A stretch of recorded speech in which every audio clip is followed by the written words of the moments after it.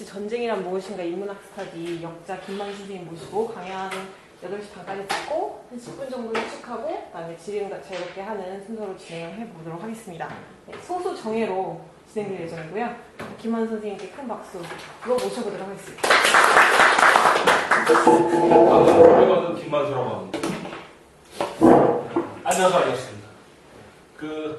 소수 정예고 이렇게 편안하게 그냥 한 사람은 강의하고 청중은 듣기만 하는 그런 거로 하지 말고 그냥 자유롭게 하도록 하죠.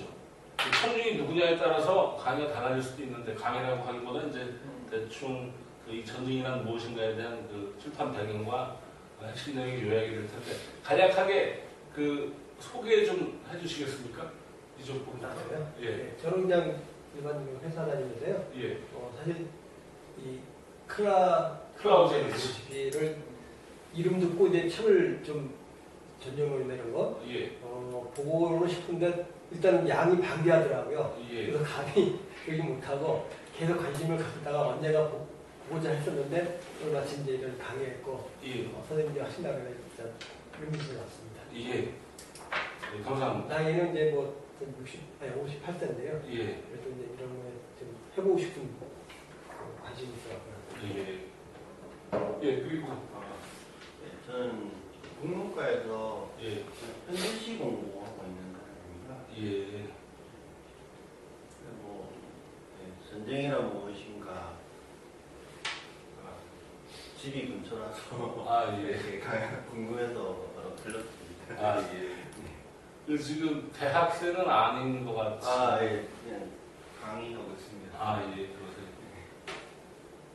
그리고 예, 저도 회사 다니고 있고요. 예. 회사에서 기획, 전략 이런 쪽 하고 있는데요. 예. 얼마 전에 어디서 읽은 그 책 제목 중에 모든 전략은 전쟁에서 나왔다라는 예. 거랑 뭔가 연결이 될 것 같아서 예. 호기심이 있어서 왔습니다. 예. 감사합니다. 제가 이 전쟁론을 포함한 저작집이 있습니다. 이게 독일 책으로 10권입니다.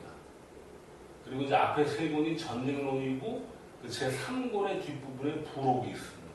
그 부록이 전쟁론의 내용과 밀접한 관련을 갖고 있기 때문에 부인과 그 당시의 편집자들이 3권의 내용이 약 200페이지를 제 3권에 포함하니까 한 80페이지 정도 되는 부록을 추가했습니다.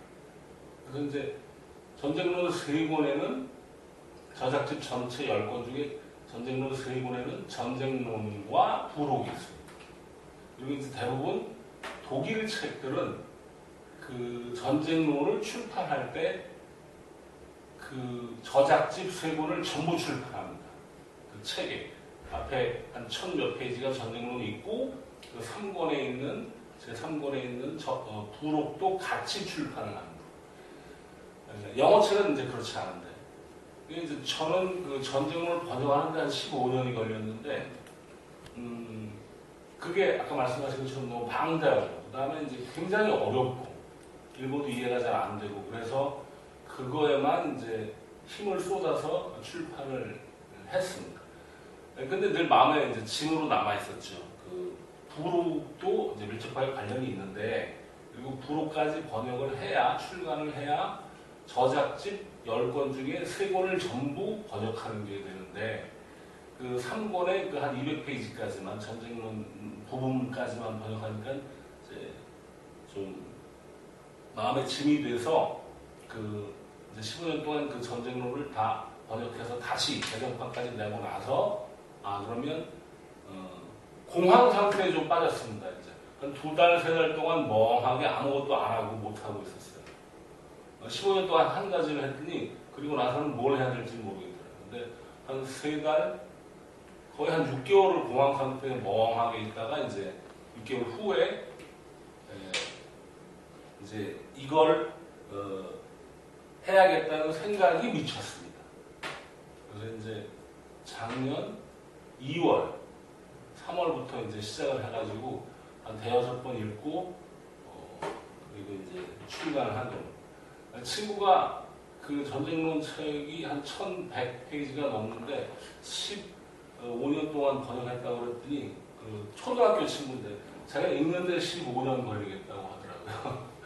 읽는데 15년까지 걸리지는 않을 테고 방대하고 난해하기 때문에 그 제가 그 해설서를 썼습니다. 해설서를 읽으면 좀 도움이 되지 않을까 하고 그리고 그래도 글로만 읽으면 잘 이해가 안 되기 때문에 그 여러 개념들, 관계 그리고 이제 중요한 게 그 삼중성인데 그 그림과 표와 이런 걸 많이 써가지고 좀 체계적으로 이해할 수 있도록 한 게 전쟁론 강의라는 이름의 해설서입니다.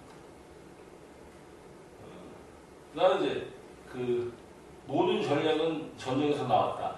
전략뿐만 아니라 사실 인터넷도 미국 국방부가 쓰던 겁니다. 그리고 뭐 최신 첨단 무기에서 먼저 쓰이고 나서 그걸 위해서 개발한 다음에 그게 점차 이제 상용화되고 일반에도 쓰이고 있죠. 그래서 전략뿐만 아니라 기계, 기술, 과학 이런 것들도 먼저 군사적인 용도로 쓰이는 것 같습니다. 저도 국문학을 시작했는데요. 그러니까 소설같이 만생이어서 그 국문학과 교수님이 당시에 하는 말이 신화소설 쓰기 위해서는 모든 종류의 분야의 책을 닥치는 대로 전부 다 읽어라. 신화소설만 읽으면 안 된다.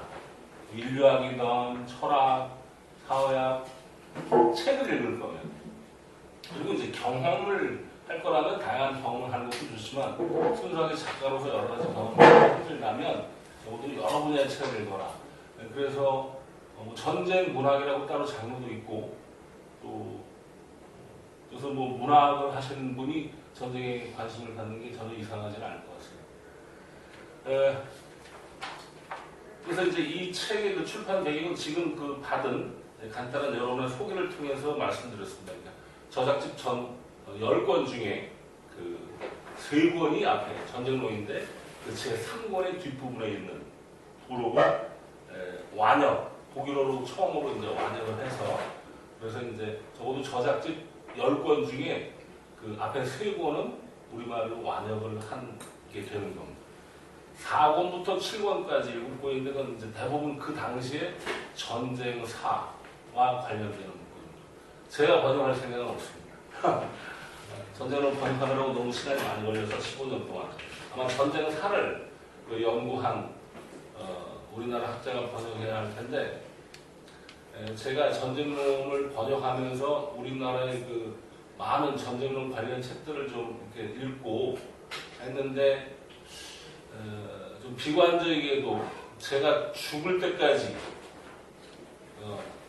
제가 언제 죽을지도 모르겠지만 제가 죽을 때까지 그 4권부터 7권까지 있는 독일어로 된 전쟁사 책이 우리말로 출판될지 상당히 회의적입니다. 우리나라 그 군사학계, 그 전쟁 관련, 전쟁과 평화 관련 학계의 그 연구자와 그 전공과 그 수준을 보았을 때 아마 지금부터 30년 이내에 50년 이내에 그 저작집 4권부터 7권까지 번역될지 저는 회의적입니다. 어쨌든 그래서 그 전쟁사 부분은 제가 전공이 아니라서 그 전쟁론 번역을 시작했으니까 그 부록까지 해서 저작집 그 1, 2, 3권을 번역하는 것으로 제 책임과 의무는 다한 거라고 생각합니다. 이게 철학과 역사, 사회과학 전반을 포괄하는 책이기 때문에 전쟁사를 관련하지 않은 사람도 번역할 수 있었습니다.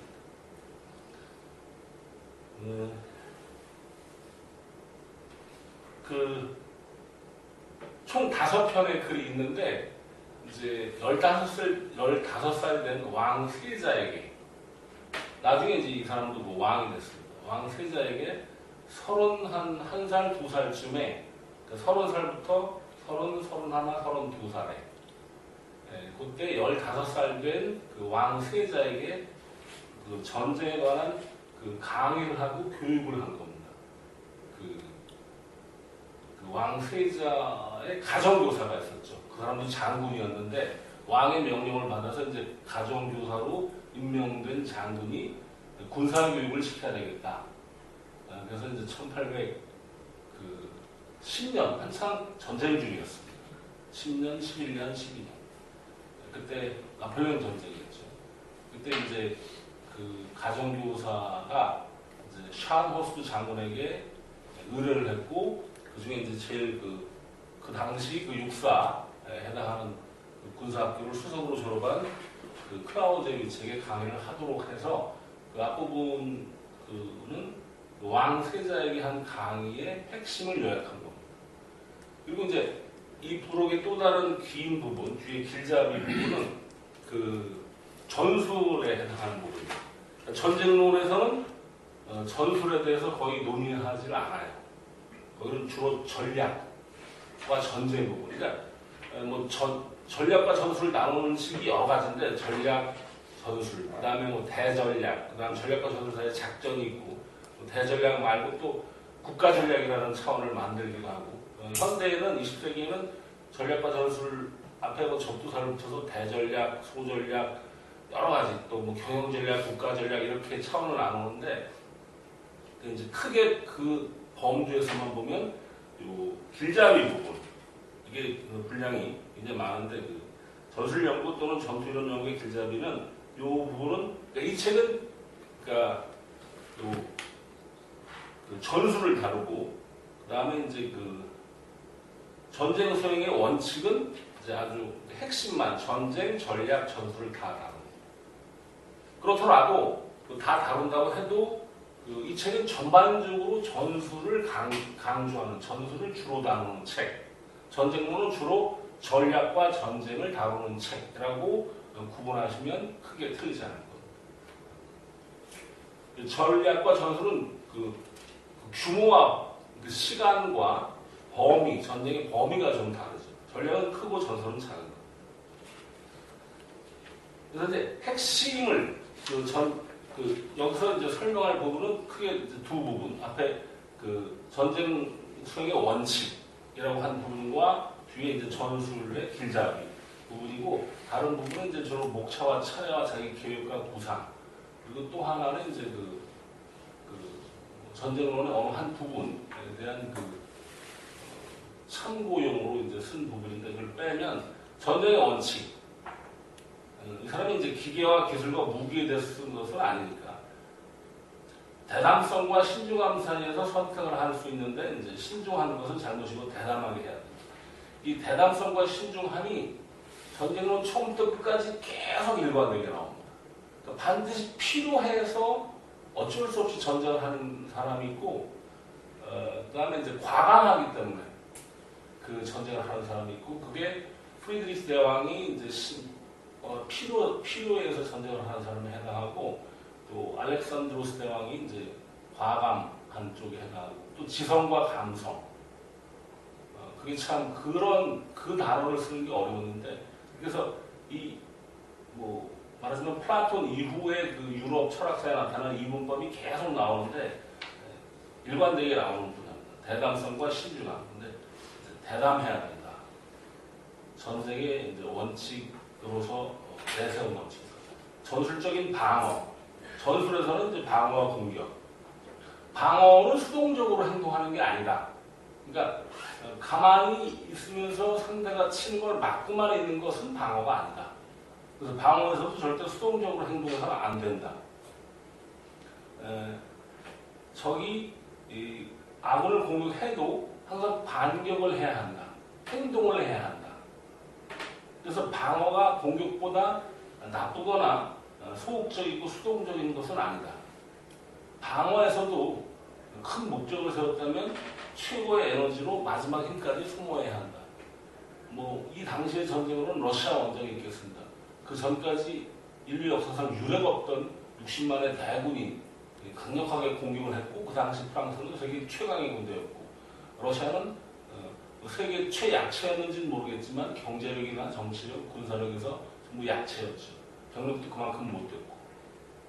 그런데 이제 계속 나라 안으로 후퇴하면서 프랑스의 군사력을 소모하게 만들었고, 그래서 이제 지치고 군사력의 수준이 비슷해졌을 때, 그리고 이제 나폴레옹이 어쩔 수 없이 파리로 철수하는, 후퇴하는 결정을 내렸을 때 계속 뒤를 쫓아가면서 반격을 했죠. 그래서 그 60만 명이 돌아갈 때는 한 5만 명 정도만 남았는데 거의 괴멸 수준이었습니다. 그러니까 공격은 강하고 방어는 약하다고 생각하지 말라. 하는 게 이제 방어의 원칙이죠. 전술적으로 공격할 때는 이제 뭐 에너지, 대담성, 그리고 최선을 다해서 독립성을 갖고 최선을 다해서 공격하라. 시간 날 때마다 기술할 수 있으면 최고로 기술을 해라. 그런 일반적인 것. 전략에서 이제 전략은 전쟁의 목적을 갖고 있어야 됩니다. 그래서 목적은 적의 무장 병력을 무찌르는 거고, 죽은 전투력과 어떤 자원을 점령하는. 전투력에 죽은 전투력과 산 전투력이 있습니다. 이 사람이 헤겔과 비슷한 때에 죽었으니까. 헤겔 측에는 죽은과 산. 마르크스에는 확실히 나옵니다. 산 생산수단, 죽은 생산수단. 산 생산수단은 노동자입니다. 기계를 가지고 일을 하면 그 기계는 인간의 노동이 체화된 건데, 모든 생산수단, 기계, 도구, 원료, 재료는 죽은 생산수단입니다. 그래서 산 생산수단과 죽은 생산수단의 유명한 비유를 마르크스 책에서 처음 봤는데, 그게 클라우디위치가 원조인지는 모르겠지만 어쨌든 이 당시에 200년 전에 산 전투력, 죽은 전투력이 계속 나오는 걸 보면, 물론 당연히 마르크스는 클라우디위치를 읽었습니다. 산 전투력은 병사, 말 등입니다. 죽은 전투력은 알프스 산맥, 라인강같이 엄청나게 넓은 강도 전투력입니다. 생명체는 아니지만 적의 전진을 못하게 하는 거죠. 그러니까 지형지물도 일종의 전투력이 되는데, 그건 사람과 말처럼, 그러니까 보병, 기병처럼 살아있지 않아서 죽은 전투력이라고 표현합니다. 당연히 전투력에 해당합니다. 모든 자연, 지형, 지물, 산, 강 등. 그래서 적의 군대의 죽은 전투력과 자원을 점령하는 것. 그 점령하는 게 중요하겠죠. 그래야지 적이 그쪽으로 오지 못하게 한다든가, 강을 잘 활용한다든가, 산을 활용한다든가. 또 이제 이 당시에 그 굉장히 선구적인 건데, 여론을 얻는 것. 또 전쟁의 중요한 목적입니다. 베트남 전쟁은 여러 가지 원인이 있지만, 미국과 전 세계 그 시민들의 여론을 얻는데 미국이 실패한 것도 원인이 있습니다. 그리고 이렇게 하기 위해서는 어쨌든 최고의 에너지하고 최고의 노력을 쏟아부어라. 분명한 의식과 확고한 의지를 갖고 하지 않는 일은 대부분 실패하는데, 전쟁에서도 마찬가지다 라고 했습니다. 뭐 중요한 공격 지점의 병력을 집결하는 것, 시간을 허비하지 않는 것, 그러니까 신속하게 행동하는 것. 그래서 그 모든 각각의 전투에서 승리했을 때 그것을 잘 활용해서 최종적인 승리로 이끌도록 하라. 공격에서 한 달 만에 승리할 수 있는 걸 1년 만에 승리하면 그만큼 많은 무기와 인간의 손실을 보게 됩니다. 패배하는 쪽이 한 달 만에 패배할 걸 1년 만에 패배하면 역시 영토와 자원과 인간이 그만큼 더 많이 손실이 되겠지만 공격자보다는 훨씬 덜합니다. 그러니까 승리할 때 공격자는 빨리 이기는 게 좋고, 패배자는 지더라도 최대한 늦게 지는 게 좋습니다. 대장정이 대표적인 케이스입니다. 유명한 경우인데, 그 나폴레옹 전쟁, 러시아가 그냥 도망간 겁니다. 미리 계획을 세운 것도 아니에요. 매 전투를 하려고 할 때마다 프랑스의 전투력이 압도적으로 우세했어요. 하긴 했어요. 어느 정도 버티고 후퇴하지 않을 수 없었어요. 그래서 후퇴. 또 며칠 후, 일주일 후에 또 전투하면 그 프랑스의 전투를 가니까 또 후퇴. 계속 후퇴하는 거예요. 그래서 모스크바까지 가고 모스크바 너머로 가는 거죠. 그걸 의도하지 않은 후퇴였는데 이제 겨울이 왔죠. 그리고 정령군은 병사들이 농사꾼은 아니잖아요. 그런데 겨울도 왔고. 어쨌든 전쟁은 선전포고로 시작해서 평화적으로 끝나야 되는데 모스크바 멀리 후퇴해 있으면서 황제가 러시아 황제가 끝나지 않은 거죠. 그러니까 졌으면 와서 졌다 하는 조약에다 사인을 해야 됩니다. 그래야 전쟁이 끝나는 거예요. 시작은 선전포고로 하지만 선전포고는 문서로 할 수도 있고 그냥 포를 발사하는 거로도 할 수 있어요. 근데 어쨌든 전쟁을 끝을 내려면 와서 졌다는 조약 문서에 사인을 해야 돼요. 근데 사인도 안 하고 계속 100마일 뒤에 있으면서 그냥 하염없이 기다리고 있으면 나폴레옹은 모스크바에서 뭘 하겠습니까? 그리고 모스크바를 불태웠고 식량은 다 가져갔고 병사들은 농사꾼도 아니고 겨울은 오고 후퇴해야죠. 이렇게 승리를 모스크바까지 한 6개월 정도 걸렸는데 그 이상 걸렸나? 단기간에 승리를 할 수 있다면 승리자에게는 최고로 좋은 겁니다. 승리를 오래 끌면 공격자에게는 불리합니다. 그 극단적인 케이스가 대장전이죠. 국민당하고도 전쟁을 하고 일본과도 전쟁을 하고 힘이 약하니까 계속 피하는 거죠. 대장정 말이 멋있어서 그렇지 사실 도망입니다. 또 훌륭한 전략이었죠.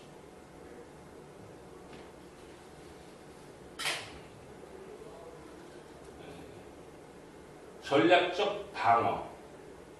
이제 전략이 일반화로 출발했고 전략의 방어는 방어 전쟁이라고 나라의 독립을 지키려고 수행하는 전쟁이다. 전략으로는 적과 싸울 목적으로 준비한 전쟁터에서 아군의 행동을 적과 싸우면서 제한하는 원점. 이건 개념인데 이 제가 그 번역한 전쟁터라는 단어는 지금까지의 모든 번역에서 전장으로 되어 있는 거예요. 영어로 theater입니다. 전략적인 방어는 주로 적이 우세할 때, 그러니까 러시아가 전략적인 방어를 선택한 거죠. 식량 조달도 말하자면 긴데, 그러니까 그 당시에 그 나폴레옹이 러시아까지 한 1000km 이상 되는데 프랑스 파리에서부터 바로 출발하지는 않았지만 유럽의 모든 나라에서 다 이렇게 징병을 해서 하여튼 1000km는 훨씬 넘었습니다. 근데 이 식량 조달 방식이 뭐냐면 현지 조달이에요. 강제 징발입니다. 직경에서 주민들한테 뺏는 거예요. 총칼을 들이대고. 그보다 좀 우아한 방법은 그 지역의 행정, 당국에 가서 니네들이 징발해서 갖다 놔야 해요. 그러니까 휴대하는 게 없습니다. 그러고 6개월을 행군을 하는 거예요. 식량 조달도 그 당시로는 굉장히 중요한 문제였어요. 1700년대에는 그 식량 조달 문제 때문에 나폴레옹과 같은 전쟁을 할 수가 없었어요. 그리고 전략적인 공격은 이제 전쟁의 목적을 따르고 또 적의 파괴를 하려고 할 때 그때 바로 공격을 하는 겁니다. 나폴레옹처럼. 전략적인 방어는 이제 그런 전략적 공격의 목적을 부분적으로만 간접적으로만 수행하는 겁니다. 그 이제 나폴레옹이 클라우체비치보다 11살이 많습니다. 1769년생입니다. 그러니까 프랑스 혁명이 났을 때 정확히 20살이었습니다. 그리고 1769년생이고 클라우체비치는 1780년생입니다. 그러니까 그 프랑스와 프로이센 그러니까 우리의 한일 관계쯤으로 이해해도 되는데 그런 시대에 태어나서 모든 전쟁에서 지기만 했던 사람이라고 볼 수 있죠. 클라우제비치. 나폴레옹이 세상을 지배했던 때다. 물론 마지막에 원툴에서 이제 나폴레옹이 패배했죠. 그래서 이 전쟁의 원칙은 주로 이 제일 중요한 인물은 두 사람인데 한 사람은 이제 프리드리히 대왕. 그러니까 그 당시에 유럽에 4대 강국 체제가 있었습니다. 러시아, 합스부르크, 프랑스, 영국. 1700년대. 600년대에도, 600년대부터. 그 합스부르크는 그 가문 이름인데 오스트리아입니다. 근데 그 프리드리히 대왕이 그 1700년대 7년 전쟁을 통해서 그 많은 나라들, 과 전쟁을 하고 동시에 유행을 훌륭히 수행해서 강대국으로 만들어 놨습니다. 포이선을. 조그만 나라에서. 그래서 17세기에 4대 강국 체제에서 18세기 1700년대 중반에 5대 강국 체제로 만들어 놨죠. 그래서 그 포이선과 오스트리아는 라이벌입니다. 그러니까 같은 언어를 쓰는 굉장한 라이벌이에요. 그 당시에 그 프리드리히 대왕이 있었을 때 그 오스트리아 왕이 그 마리아 테레지아입니다. 여자가 왕이 된다고 해서 그 전쟁이 촉발된 거예요. 또 오스트리아 왕이 계승 전쟁. 그런데 프로이센이 조그만 나라이기 때문에 그 자기 안전을 확보하고자 이제 계속 오랫동안 슬레지엔 전쟁 1차, 2차, 3차 이렇게 오랫동안 전쟁을 했는데 거기에서 그 조그만 나라가 그 프리드리히 대왕의 탁월한 그 영도력으로 그 목적을 이루는데 꼭 필요한 만큼만 행동하는 방식. 그러니까 나폴레옹처럼 과감하게 행동하지 못하는 방식. 그리고 나라도 작아서 국력도 작아서 뭐 프랑스처럼 하려고 해도 할 수도 없었어요. 근데 그 조그만 나라를 이제 생존을 보장하고 그 4대 강국 틈바구니에서 강대국으로 부상시켜서 유럽을 5대 강국 체제로 만들어놨죠. 그게 1750년대.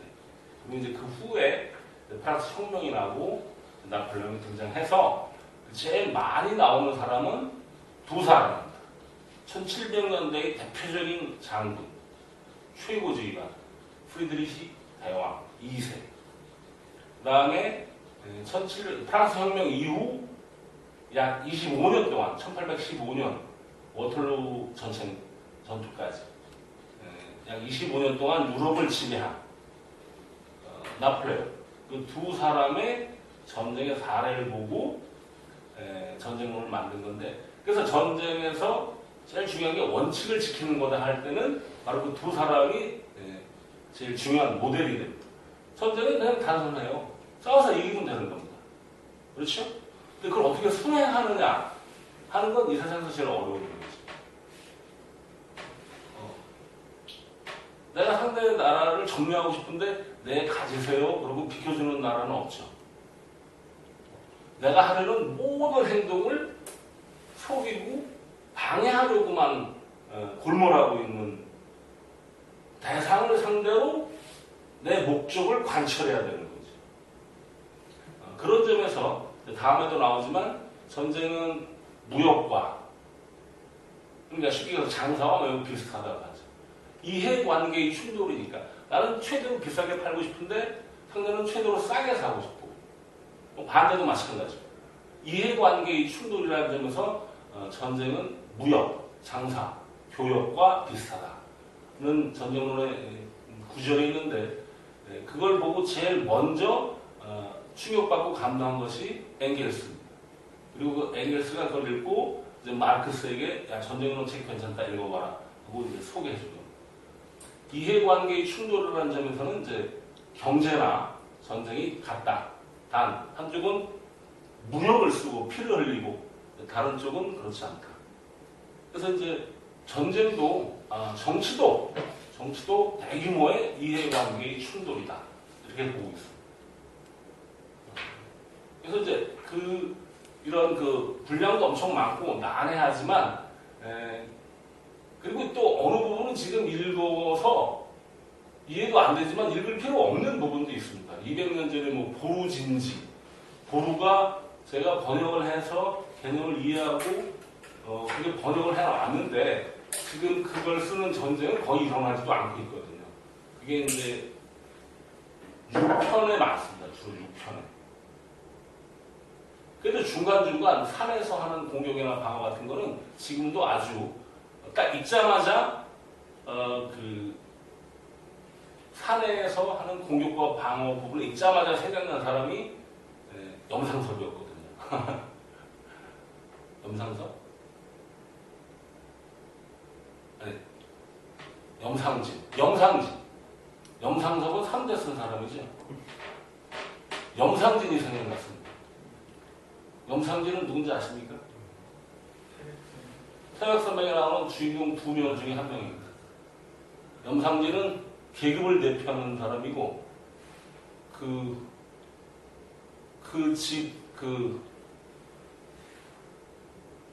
김범우는 민족을 대표하는 사람이죠. 근데 결국 그 지리산에서 패배했는데, 빨치산이. 근데 그 산악 방어에 관한 그걸 보면서, 클라우드 비치 그 부분을 보면서 보자마자 생각난 게 염상진이었습니다. 그런 전투에서는 패배할 수밖에 없었죠. 그래서 지금의 지형 지물 또는 지금의 전략 전술과 많이 다른 부분이 있지만 그냥 완전히 다르다고 생각하면 그냥 안 읽으면 돼요. 근데 그 부분에도 곳곳에 현대의 전쟁과 관련되고 시사점을 주는 부분이 많이 있습니다. 책 읽을 때 제일 좋고 중요한 건요, 이해 안 되면 넘어가시면 됩니다. 그래서 이제 원칙을 이제 시키는 건데, 그것은 마지막 계획을 세울 때는 대담하고 주도 면밀하게 세우고, 행동할 때는 확고하고 끈기 있게 하고, 또 진다면 영예롭게 지도록 단호하게 행동하는 부분이 있습니다.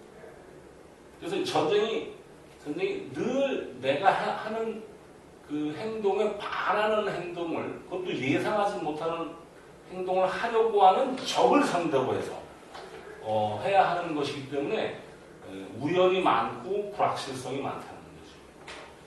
이 건축물을 짓는 건 이 벽돌이 나에게 정하진 않습니다. 내가 하나씩 올리려고 하는데 내려가려고 한다든가, 내가 이 유리와 철을 가지고 이 물건을 만들려고 하는데 얘들이 저항하지는 않습니다. 그러니까 난 이 물건들을, 무생물을 대상으로 해서는 내 계획대로 이 건축물을 한층 한층 올려갈 수 있습니다. 전쟁은 전혀 그렇지 않습니다. 적이 무생물도 아니고, 또는 어떤 모델을 대상으로 그림을 그리는 예술도 아니고, 모델도 내가 원하는 대로 가만히 있으라고 하면 있을 수 있습니다. 자연의 풍경을 그린다면 자연도 그림을 그리는 시간 내에는 크게 변하지 않습니다.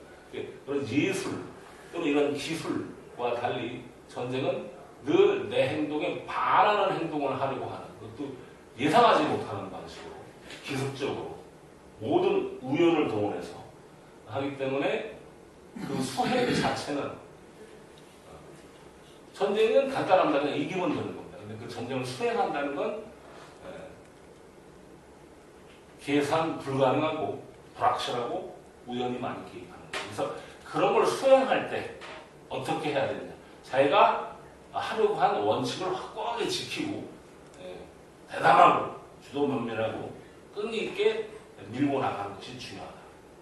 말은 쉬울지 모르지만 실제로 이렇게 해서 전쟁에서 승리한 장군이 몇이나 되는지, 대부분의 경우에는 중간 정도의 결과를 내는 것조차도 힘들다. 적이 벽돌과 같은 무생물이 아니기 때문에 그렇습니다. 또 하나는 제가 이 책에 이게 268페이지입니다. 전술에 관해서 쓴 많은 부분인데, 그 장이 굉장히 한 100페이지 정도 되는데, 이 전체를 그림 하나로 요약을 하는 거예요. 그래서 이제 그러니까 전쟁터에서 제가 요거 하나를 1000명으로 가져간 건데, 전술 수준의 전투는 이 정도, 10,000명 전후에, 당시 이렇게 한다고 했으니까, 그걸 통해서 이제 이 아래쪽은 방어자고, 위쪽은 공격자고, 그래서 이제 가운데서 충돌하는 거. 그런 개념들을 쓴 겁니다. 공격자, 방어자가 있고, 공격자는 대부분 강자입니다. 그러니까 수적으로 우세하다는 거죠. 그리고 되게 적극적인 의도를 갖고 있습니다. 상대의 나라를 점령하려고 하는 것이 적극적입니다. 나는 뺏기지 않겠다고 하는 것은 이제 내 나라를 지키겠다고 하는 것은 그에 반해서 소극적이라는 거죠. 그래서 이제 되게 강자고 적극적인 의도를 갖고 있고 많은 병력을 갖고 있고 방어자는 그 반대고 그리고 이 당시에 그러니까 빨리 시간을 빠른 시간을 승리하는 게 중요하고 방어적인 공간이 중요하고 대부분 예비 병력은 이제 그 공격자보다 방어자가 많이 갖고 있고 그리고 이 당시에 전술에서의 그 대형을 합니다. 횡대로 막 30줄 서서 앞에는 무릎 꿇고 총 쏘고 뒤에는 서서 총 쏘고 다시 이제 총 넣은 다음에 이게 다시 해서 장전하고 다시 쏘고 이러는데 이제 1분에 2발이나 3발 발사할 수 있습니다. 그러니까 집중적으로 모여서 해야 되는데 50m는 좀 넘으면 잘 안 맞습니다. 그 당시에. 맞아도 뭐 사망도 별로 안 하고. 그런 그 당시에 그 전술 수준으로 배치를 할 때 대부분 방어자는 이렇게 길게 배치를 하고 뒤에 많은 데를 두고 공격자는 대부분 이제 좌우로 좀 넓게 배치를 하고 그렇게 합니다. 돌파를 하려고 하고 반격하고 또 돌파하지 않는 병력은 측면으로 돌아서 날개로 돌아서 이제 포위를 하려고 하고 또 방어자는 그쪽에 있는 병력으로 저항을 하고 그래서 이제 결정적인 전투로 승리를 하는 게 중요하고 방어자에게는 이제 적을 파괴시키는 게 중요하고 공격자는 병력을 한꺼번에 다 써서 단기간에 승리를 하려고 하고 방어자는 이제 병력을 되도록 조금씩 쓰는 게 유리한 거고 시간을 보는 게 방어자에게는 신속한 결정을 하는 게 유리하다. 그리고 이제 계획과 지휘. 계획은 미리 다 해놓습니다. 그러니까 몇 명을 어느 언덕에 어떻게 배치해서 어디로 공격하고 뭐 하는 걸 다 해줍니다. 전투가 벌어지기 전에. 근데 이제 그렇게 방어자도 하는데 실제로 맞붙으면 그곳에 있는 지휘관이 지휘를 해야 된다. 그 사람은 문서로 있는 계획대로 지휘하지 못하고 그 당시 상황을 보고 지휘를 하는 거예요. 그러니까 문서로 전투가 벌어지기 전에 하는 행동을 계획, 그리고 그 당시 전투가 일어나고 있는 과정에 해야 하는 행동을 지휘라고 이렇게 구분합니다. 그리고 이제 그 당시에 중요한 전투는 이제 백병전과 화력전인데 백병전은 이제 육박전이죠. 그냥 오는 겁니다. 총 쏘고 기병과 보병으로 내려오고 점령하는 거고 적을 죽이고 파괴하는 거고. 근데 이제 이들은 어차피 적은 병력인데 그렇게 많은 인명을 손실할 수가 없기 때문에 주로 이제 화력전을 주로 방어자는 많이 쓴다. 그리고 이제 이 추방은 사실 다른 단어가 없는데 차이는데 몰아내는 겁니다. 그러니까 적의 지형을 점령하려면 거기 있는 그 적의 병력을 몰아내야 돼요. 근데 그걸 한자로 쓰면 추방밖에 없어서 어쩔 수 없이 추방을 썼는데 그 공격자의 목적은 어느 지역을 점령할 경우에 거기에 있는 병력을 몰아내는 겁니다. 그래서 내 거 이렇게 하는 거. 근데 이제 방어자 쪽은 자기 영토에서 전투가 벌어지고 있는 것이기 때문에 적의 영토를 점령하는 게 아니기 때문에 거기 오고 있는 전투력을 계속 파괴는 그냥 destruction인데 vernichtung. 다른 적절한 단어가 없습니다. 그냥 적을 죽이는 겁니다. 그러니까 공격자는 적을 몰아내서 그 땅을 내가 차지하는 게 중요하고 공격자에게는 방어자에게는 그렇게 하려고 하는 적 병력을 죽이는 게 목적이고 그래서 그 당시에 벌어지던 많은 그 전투, 그 전술 수준 전쟁의 승패를 결정하는 전략 수준이 아니고 전투 수준에서 많은 개념들이 나오는데 그 개념들을 이렇게 제가 그림으로 그림이라고 할 것도 없습니다. 그냥 중요한 개념만 이렇게 한 겁니다. 그래서 그 당시의 전투의 모습을 이 서술을 보고 표현해서 나타낸 겁니다. 이거는 이제 요약이고 개념이고 또 개념의 요약이기 때문에 그 당시의 전투의 모습을 보시려면 그 해당 부분, 전술 이론의 길잡이, 그 부분을 읽어보시면 도움이 될 것 같습니다. 이 전투 이론 연구의 길잡이, 또는 전술 연구의 길잡이. 이걸로 제가 하려고 하는 그 전쟁이란 무엇인가라는 책과 그 성격과 위상을 설명드렸고, 그리고 여기서 5개의 장 중에 중요한 전쟁수행의 원칙과 전술이론의 길잡이 부분을 핵심을 요약해서 설명드렸습니다. 저는 책 읽고 책 쓰는 게 직업인데요. 아까도 말씀드렸지만 헤겔 철학, 특히 독일에 그런 게 많은데 누구나 아는데 아무도 안 읽는 책, 헤겔의 정신현상학, 마르크스의 자본론 이런 거 있습니다. 또는 읽었는데 이해가 안 되는 책. 근데 이 책은 한국 사람은 그런 게 아니라 영어로 된 논문들, 책들 많이 봐도 이 책을 읽는 사람보다 유명한 구절만 언급하는 사람들이 훨씬 많다.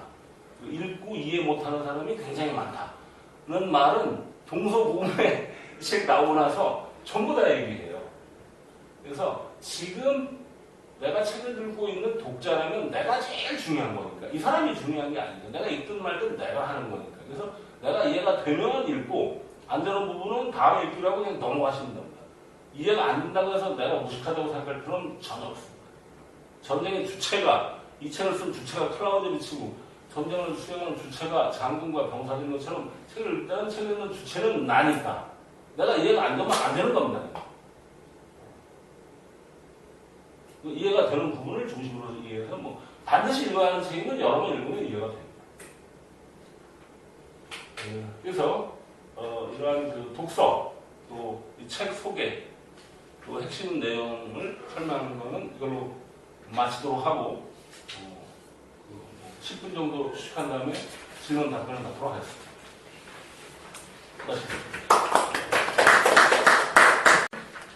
네, 그럼 질문으로 시작하겠습니다. 처음에 입을 떼기가 어렵지 한번 시작하면 이게 이렇게 물을 슬슬 흘러가는 법이거든요. 첫 질문 해주실 분 계신가요?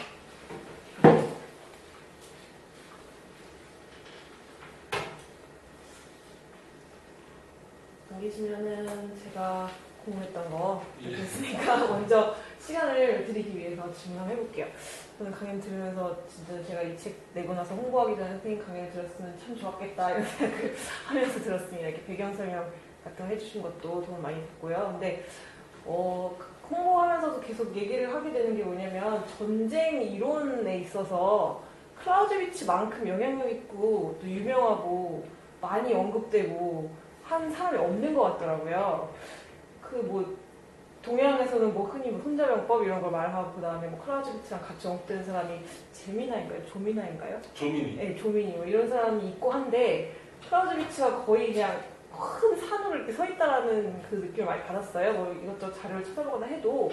근데 그 이유가 뭐라고 생각하시는지, 어떻게 그걸 말할 수 있을지. 네. 어렵네요. 지금 제가 읽고 있는 책이 콜린 그레이의 현대 전략이라는 책인데 그 문제를 다루고 있습니다. 왜 클라우제비치만 남았냐? 20세기 그에 뭔가는 버나드 브로디도 있고 또 많은 이름들이 있습니다. 해양 전략의 마한이라는 사람도 있고 있는데 전부 50년 지나면 다 잊혀지는 저술가가 돼요. 작가가 돼요. 고전이냐 아니냐를 판가름 하는 제일 좋은 조건은 시간입니다. 독서 논어는 2500년을 살아남은 책이고 말하자면 이런 식인데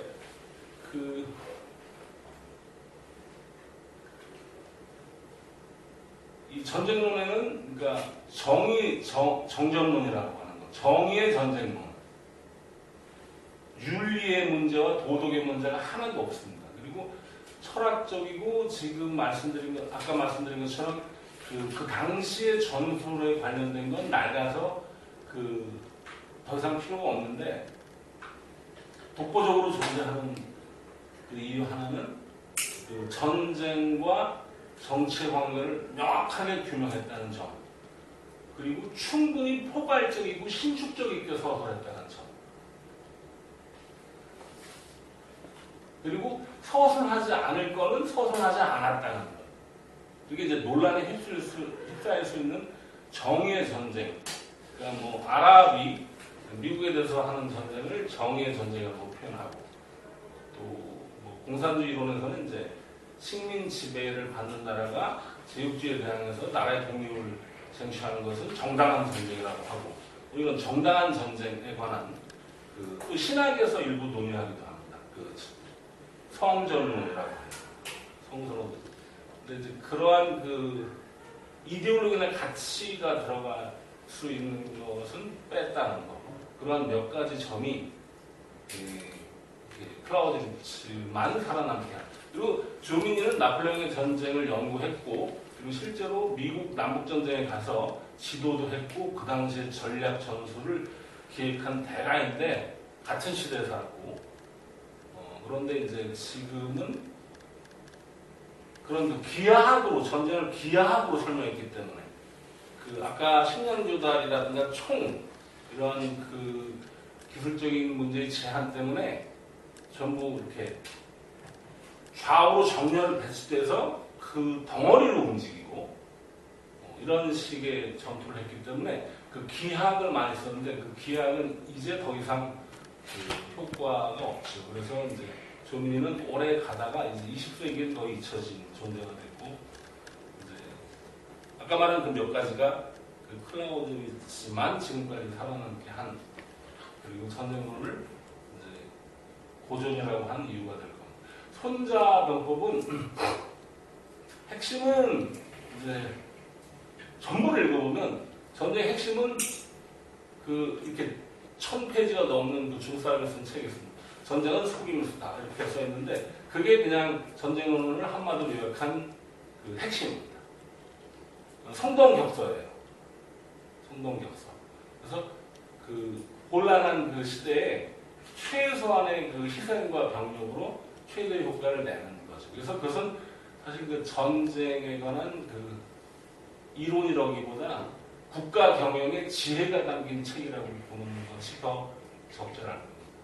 분량도 짧고, 물론 여전히 살아남고 있는, 그리고 이제 그 전략과 전술에서 병력을 쓰는 방법 등에 관한 구체적인 서술은 뭐 훌륭한 바가 있습니다. 근데 이제 거의 너무 짧아서 금원식으로 되어 있기 때문에, 그러니까 둘만, 지금은 이제 동서양을 통틀어서 둘만 살아남아 있다고 볼 수 있습니다. 지금 20세기에도 그 전쟁론에 버금가는 책을 쓰려고 하는 사람들, 미국에 또 그에 버금가는 사람이 있다고 하는데, 30년, 50년만 지나면 이제 그 당시, 예를 들어서 그 많은 책들 중에 하나가 핵전쟁에 관한 책들인데, 그 핵전쟁을 통해서 이제 클라우디우스 이론은 더 이상 쓸데없게 되었다 그랬거든요. 그러니까 전쟁의 정치적인 목적을 나의 의지를 관철하기 위해서, 나의 의지를 실현하기 위해서 적에게 굴복을 하도록 강요하는 폭력 행동인데, 핵전쟁은 다 멸망해요. 그리고 지금 뭐 미국과 러시아에 있는 핵 무기를 다 터뜨리면 지구가 깨집니다. 이 지금 궤도에 못 있어요. 쪼개지는 정도예요. 한 10,000개 정도 되는데, 그거 다 터뜨리면 뭐 인간이 뭐 망하거나 이 수준이 아니라 지구가 쪼개지는 정도예요. 그렇게 많은 양과 위력을 갖고 있거든요. 근데 전부 멸망한 다음에 이룰 수 있는 정치적인 목적이 없잖아요. 나의 의지를 관철하고 실현해야 되는데, 내가 하라는 대로 해야 되는데, 다 죽고 나면 그 나의 의지와 정치적인 목적이 무슨 소용이 있겠습니까?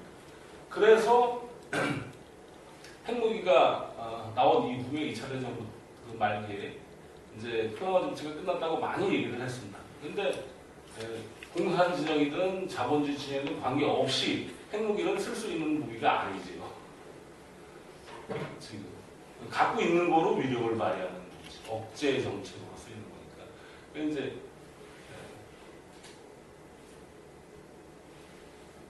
또 다른 차원인데, 그러니까 정치나 경제, 무역이 대규모의 이해관계의 충돌이기 때문에 전쟁을 수행해서만 내 이익을 관철하고 의지를 관철할 수 있으면 전쟁이 일어나야 됩니다. 제일 중요한 건 여기에 빠진 게 자본인데, 근데 전쟁을 치르지 않고도 자본이 충분히 이익을 획득할 수 있으면 전쟁이 일어나지 않을 수도 있습니다. 그래서 핵무기는 지금 그래서 다시 이제 모두 절멸에 이르는 핵무기를 쓸 수가 없으니까 다시 전쟁의 정치적인 목적을 생각하게 됩니다. 그러니까 70년대 이후에 다시 1970년대 그 클라우디비츠 르네상스라고 하고 80년대에 이렇게 해서 그런 게 생겼죠. 그러니까 전쟁과 정치의 관계를 명확하게 밝혔다는 점. 그러면서 고도의 신축성 있는 핵무기가 있든 없는 시대든, 또는 프리드리히 대왕 시대건 나폴레옹 시대건 현대건 그 고도의 신축성 있는 이론을 정리했다는 거. 그러면서 그 개념은 명확하게 정해. 그리고 이제 자기 전공 분야가 아니든 논란의 소지가 될 부분이든 그 성전론, 정전론, 정의의 전쟁, 성스러운 전쟁, 윤리의 차원은 전쟁론 책에서 전부 뺐다는 점. 이 아마 아까 질문하신 그 질문에 답변이 될 수 있을지 모르겠습니다.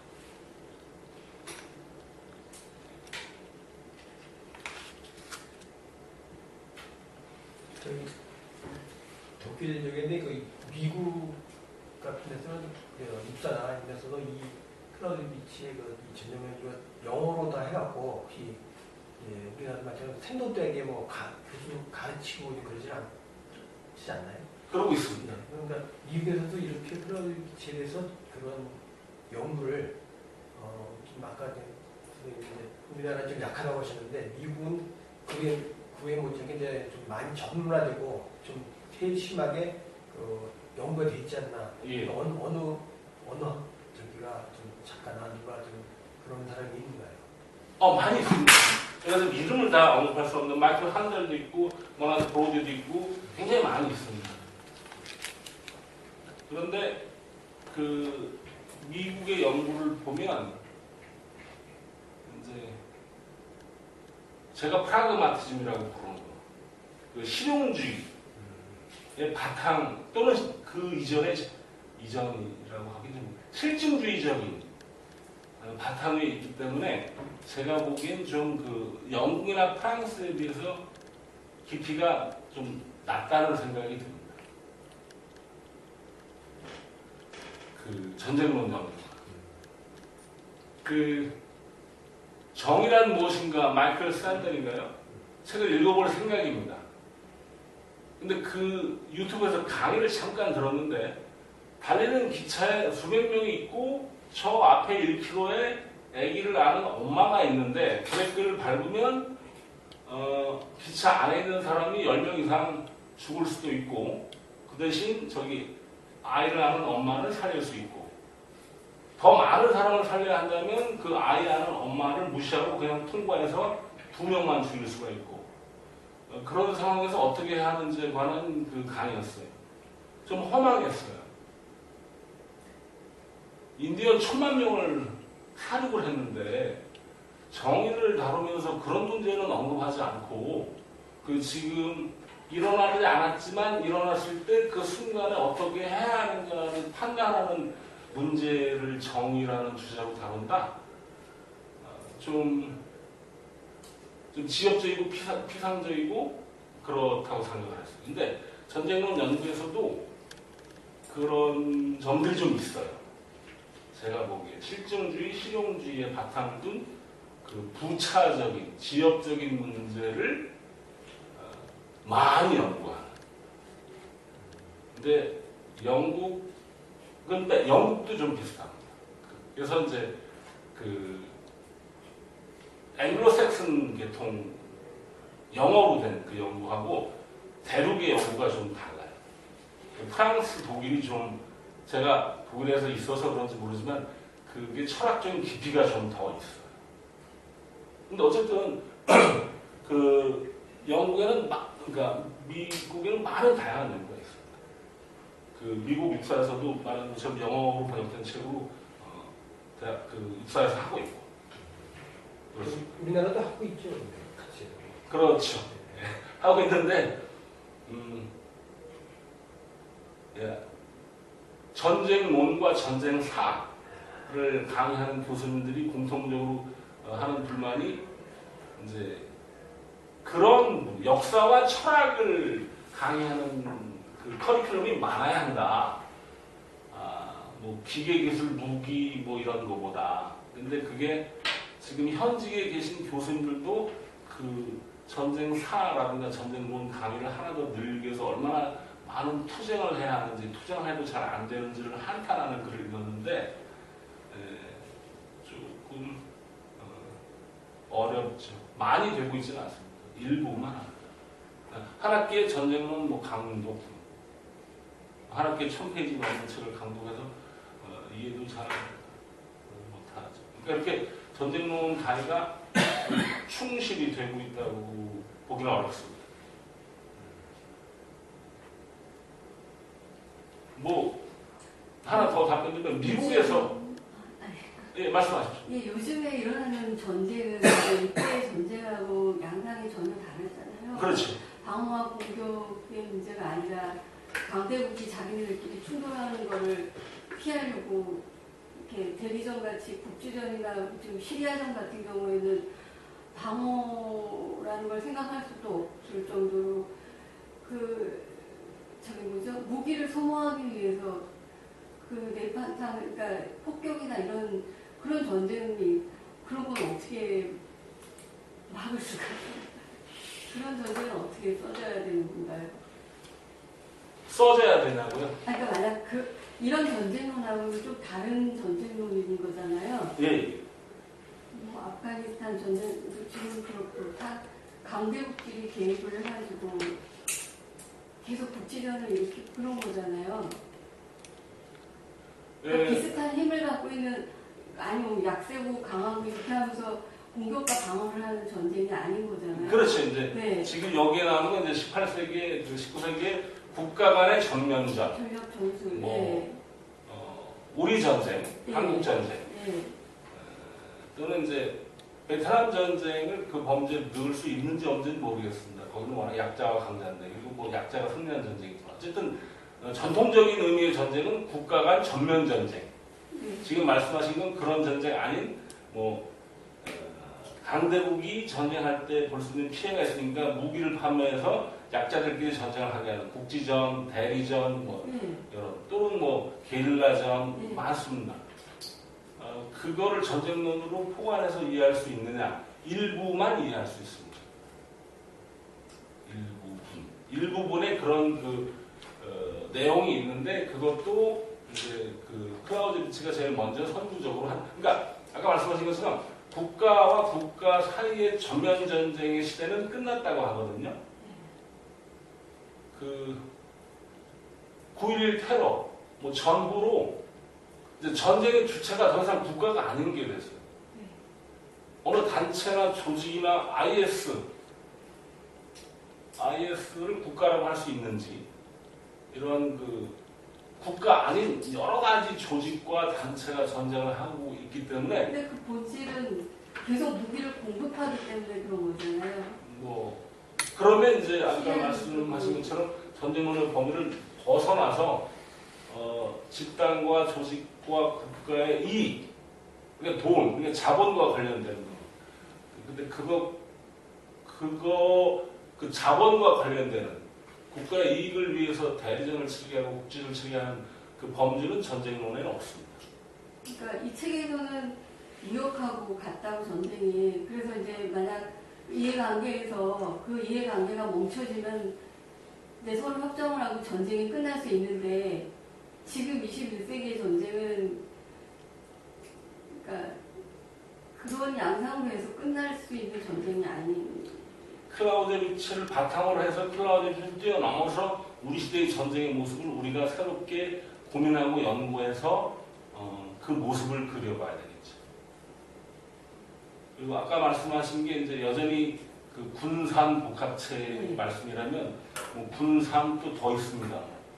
뭐 막 군산 말고 막 여러 개가 있던데 뭐 그거라면 이제 이 전쟁론과 전쟁이란 무엇인가의 책의 그 범위를 벗어나서 이제 우리가 그 모습을 규명해야 하는 것이죠.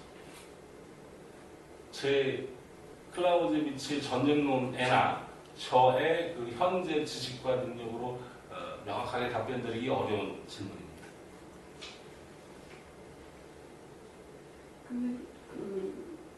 톨스토이가 지금 전쟁과 평화가 여기 딱 생각이 나는데 러시아 얘기하니까 예. 그 크라우체가 그 전쟁과 평화를 읽은 건가요? 아니면 반대로? 아니 예. 죽고 나서 예. 30년 죽고 나서 1850년쯤에 그 책은 나왔습니다. 톨스토이가 나중 사람입니다. 아, 그러면 이걸 읽을 가능? 읽었을 수도 있고요. 예. 읽었을 겁니다. 왜냐하면 예. 전쟁과 평화 책에 클라우제비치라는 이름의 인물이 나옵니다. 아, 거기 안에 나오네. 예. 그러면 러시아 같은 경우에는 그러니까 결국 이겼잖아요. 근데 예. 그 러시아 같은 경우에는 그러면 그 어떤 원칙이 있었나요? 처음엔 되게 그 책을 보면 엄청 지지부진하고 그 지도부층들도 잘 전쟁이 지금 어떻게 일어나고 병가가 어떻게 되는지도 모를 정도로 막 그렇게 이제 가다가 거기 민중들이 이제 그 식량을 안 주려고 막 다 불태우고 이렇게 가면서 이제 각성을 하게 되는 거잖아요. 예. 근데 여기서도 근데 그 황제는 이제 계속 접다는 거를 아까 말씀하신 대로 이제 계속 미루고 예. 그렇게 하면서 이제 하는데 그래도 어떤 원칙이 있었나요? 그러면 방어할 때 원칙이 러시아가? 그 전쟁에 직접 클라우제비치가 참여했습니다. 예. 그래서 봤는데 그 전 과정을 통해서 60만의 대군, 유사일에 없었던 압도적인 대군을 보고 어떻게 해야 되기 때문에 그러한 계획과 의도 하에 매일 50km, 100km씩 체계적으로 후퇴한 건 아닙니다. 네. 아까 말씀드린 대로 우왕좌왕했고 어찌할 바를 몰랐고 세계 최강의 군대고 그래서 후퇴하고 전투하지 않을 수 없을 때는 했고 그리고 뭐 비슷했고 좀 더 피해가 많았고 그럼 또 병력이 열세니까 또 더 물러나야 됐고 이랬습니다. 그 전 과정을 통해서 계획과 그런 건 없었습니다. 근데 결과적으로 면적이 넓고 계속 후퇴했고 항복 선언을 하지 않았고 그리고 그 시간이 방어자의 편입니다. 되게. 그래서 겨울이 왔고 그 빠른 시간 동안 승리하는 게 중요한데 그 공간을 버는 거죠. 시간을 이런 대가로 공간을 벌고 이렇게 하는 거죠. 그 전 과정에 치밀한 계획이 아니라도 그냥 그렇게 후퇴하는 계획도 세운 적이 없습니다. 처음에 세운 적이 있는데 그건 뭐 국경에서 전투를 해야 한다. 국경으로 들어오지 못하게 해야 한다. 우리 나라에 러시아에 희생을 치르지 않고는 절대로 발을 들여놓을 수 없게 해야 한다. 모스크바를 점령할 수 없게 해야 한다. 그런 거였어요. 근데 그렇게 했으면 훨씬 많이 박살이 났을 겁니다. 그런 계획을 세웠는데 실제 전투 지휘에서는 최선을 다해서 전투했고 졌고 또 후퇴하고 그럼 이제 공격자는 또 전진하면서 모든 민가에서 식량을 증발해서 50km, 100km 또 전진하는 거고 그리고 또 저항하지 않으면 계속 모스크바까지 그냥 가는 거고 저항을 만나니까 또 때려 부시는 거고 프랑스 군사력은 강했고, 또 전대승을 했고, 또 그날 저녁에 또 식량을 증발하고, 먹고, 또 전진하고. 그 패배자도 그렇게 했어요. 그래서 치밀한 계획뿐만 아니라 일반적인 계획은, 처음에 계획은 국경에서 전투하는 건데, 그건 훨씬 허황된 거였고, 그 세계 최강의 군사력으로 국경에서, 러시아 국경에서 전면전을 치른다면, 확실하게 패배했을 거고.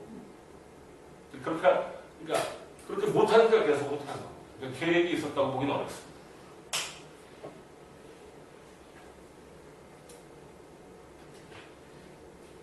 최근에 한국에 몇 년 전에 손자병법을 가지고 예. 현대사의 어떤 경영, 또 인간관계, 예. 아니면 이제 인생의 어떤 삶에 대한 어떤 자기 나름대로의 또 철학이랄까 이제 그런 걸 이렇게 많이 비유 또 연관시켜서 했는데 예. 크라우디치 전쟁론도 그렇게 해서 어떤 그렇게 같은 맥락으로 나타낼 수 있는 거예요? 예. 우리나라 사람이 쓴 건 거의 없습니다. 외국 영어권 문헌이 조금 번역이 되어 있습니다. 그리고 1950년대 일본에서 이만큼 한 20, 30권으로 그 경영, 일반 전략, 경영 전략, 뭐 리더십, 또 이 크라우디치 전쟁은 리더십에도 많이 쓰입니다. 어떤 회사든 어디든 어떤 리더가 어떻게 해야 되는 전략, 뭐 경영 전략, 또 마케팅이 팔아야 되는 거니까 팔 생각이 없는 사람한테 팔아야 됩니다. 그런 분야에 많이 되고 있는데 좀 체계적인 본격적인 연구를 한 우리나라 저자의 책은 그냥 그 처세술 한 페이지 두 페이지로 쓴 매 장을 그래서 뭐 이렇게 해라 이렇게 쓴 거 또 그 다음에 이렇게 해라 전쟁은 어느 한 부분에서 이제 이렇게 장사하면 좋다 이런 수준 처세술 쪽에는 덜어 있습니다. 근데 깊이가 좀 낮고 영어권에 조금 몇 개 정도 한 대여섯 권 정도가 번역이 돼 있어요. 우리말. 그리고 이제 일본이 이제 체계적으로 50년대 이후에 한 게 있고 그 분야도 앞으로 우리가 많이 먼저 번역하고 외국의 연구를 또 우리가 연구해야 할 분야인데 우리나라 군사학과 관련 교수님들은 거의 그런 걸 이제 알아보나 못하시고 저도 생각은 있지만 그 시간과 여력이 안 되고 그렇습니다.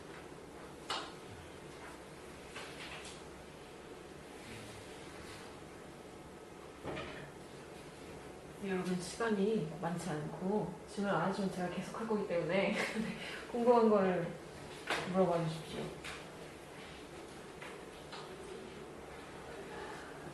선생님, 클라우디우스는 무엇을 위해서 싸웠습니까? 싸웠냐고요? 예, 무엇을 위해서 전투를 하는 사람이었습니까? 그 말씀을 듣다 보니까 그 전쟁의 윤리나 목적 이런 거에 대한 얘기는 안 나온다고 하셨잖아요, 전쟁론에.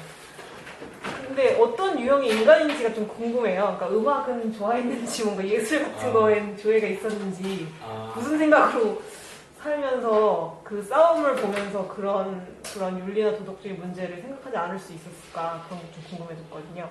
네, 그 어떤 인간이었느냐 하고 전쟁론의 윤리의 문제가 없다는 건 좀 별개예요. 인간을 얘기할게요.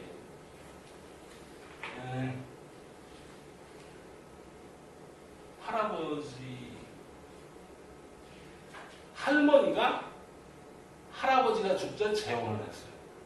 다른 할아버지가 됐는데 그게 지금 할아버지인지 증조할아버지인지 지금 제가 명확하진 않아요. 근데 그 재혼한 그분이 교수였어요.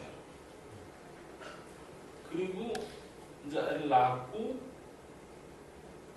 아들들이 있고 그 아들 중에 아버지 그리고 크라우디비치가 셋째였나 형이 둘이 있었어요.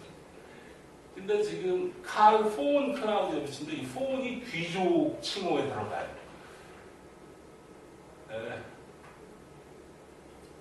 근데 이제 1780년생인데 6살 들어가서 이제 수속을 해서 궁중에 가게 되는데 이렇게 1810년 이때 약혼녀를 만나게 돼요.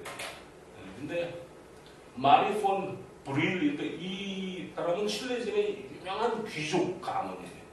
사랑에 빠졌는데 그 장모 될 사람이 극구 반대했어요. 어디 그 신분도 증명을 할 수 없었어요. 증명서를 내죠. 그러니까 지금은 거의 이 사람이 50 다 돼서 왕으로부터 후원이라는 걸 받아요. 그러니까 평생 귀족이냐 아니냐 하는 신분상의 불안을 겪었어요.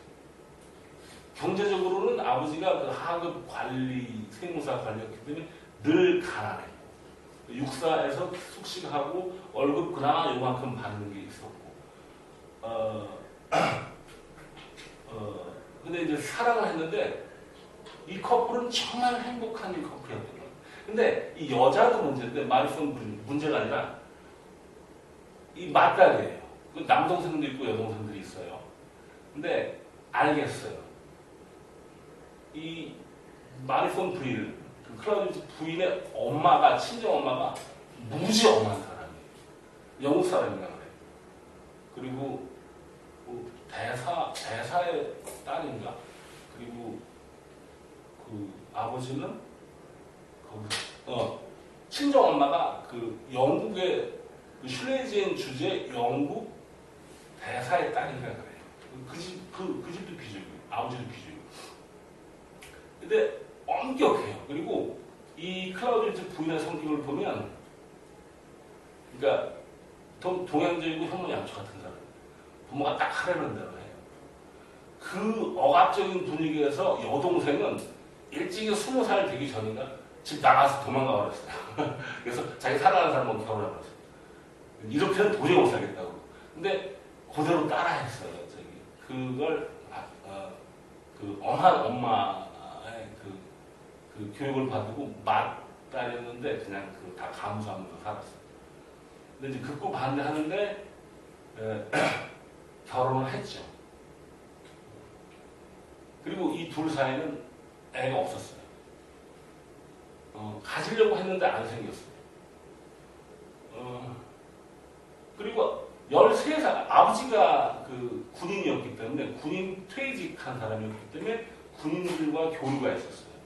그래서 12살이나 3살에 그 기수로 처음 군대에 갈 수 있었어요.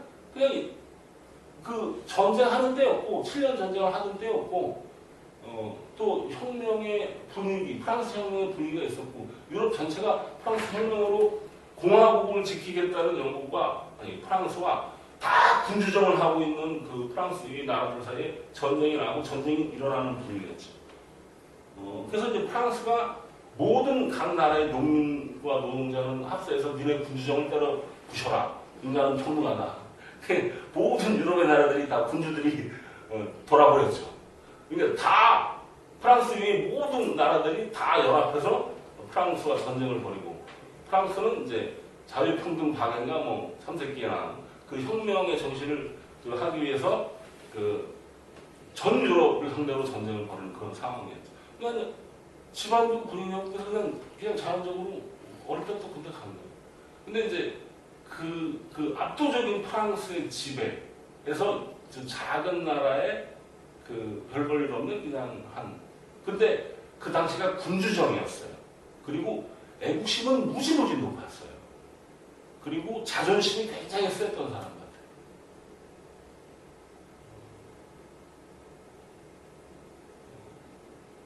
그 중고등학교 20살까지 그때까지 뭐 제대로 된 교육 군대 갔다 와서 뭐 병영에 있었고 거기서 조금 교육을 받았지만 체계적인 건 아니었고 그 당시에 그 장군이 만든 육사에서 좀 체계적으로 공부를 했고 뭐 칸트 철학이나 이런 걸 좀 접했는데 그러니까 자존심이 굉장히 높고 사람하고 어울리는 걸 별로 좋아하지 않고 좀 내성적이고 약간 소심하기도 하고 이런 스타일이에요.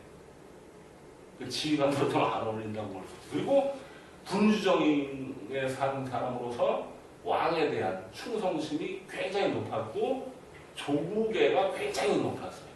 그러니까 그 프랑스 혁명이 일어나서 모든 인간은 평등하다 하는 걸 이해할 수 있는 사람은 아니었어요.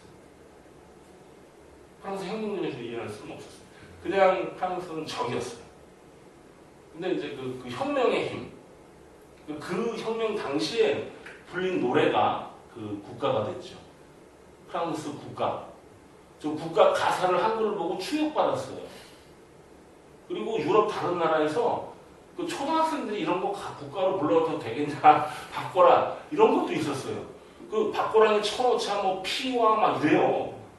근데 그 마세에서 행진한 700여 명들이 부른 노래예요, 그냥.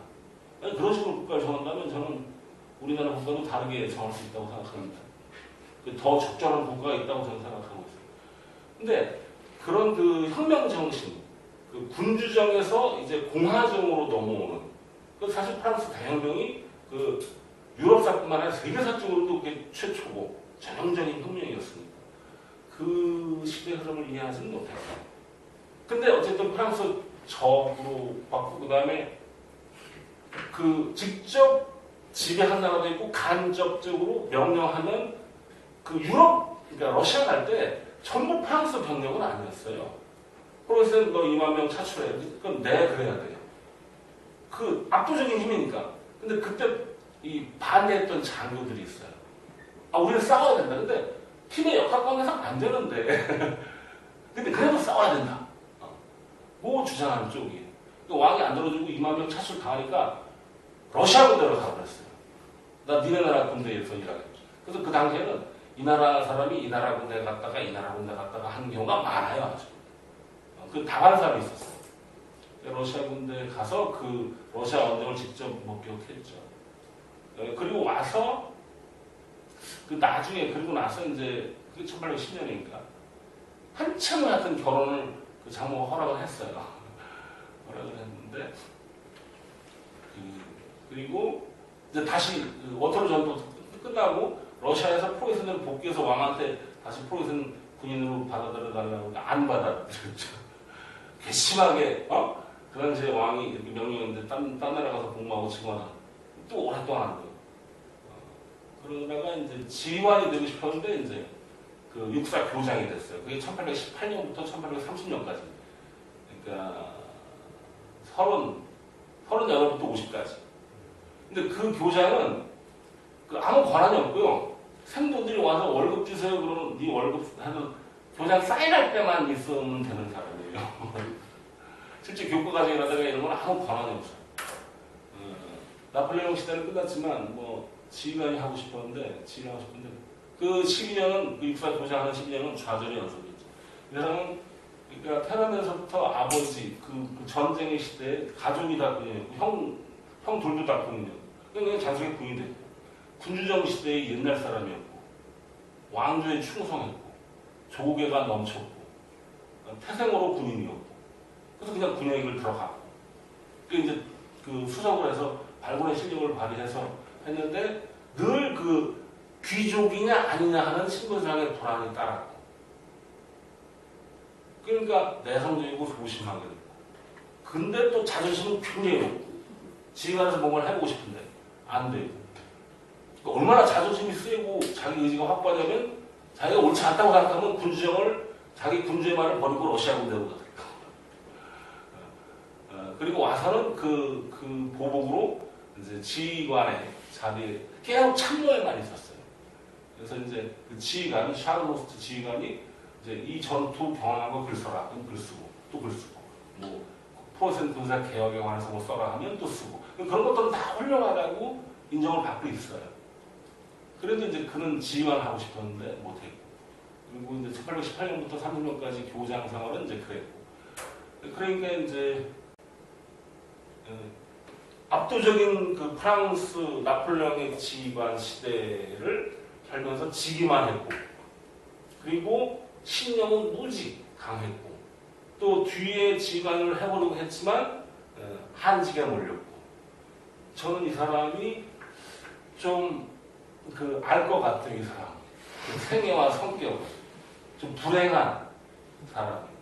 근데 그런 걸 다 버티고 글을 쓸 수 있었던 건 부인의 헌신적인 사랑이 있었어. 그래요. 이 사람이 신분이 좀 달랐는데 그래도 정말 사랑했고 그 저술 활동을 지지했고 그랬어요. 아기를 못 누구의 잘못인지 모르겠어요. 그것까지 제가 문서로 읽은 건 없어요. 제가 읽은 책에 그것까지는 안 나왔거든요. 어쨌든 서로 그걸 아쉬워했는데 뭐 안 생겼어요. 근데 그 경제적으로 어렵고 그랬는데도 워낙 이 사람이 그 성실하거나 독실하기는 둘 다 비슷했어요. 자기 일을 충실하게 잘하는 거 이런 것들. 그러니까 이 부인이 현모양처 같은 사람이에요. 신사임당 같은 사람이에요.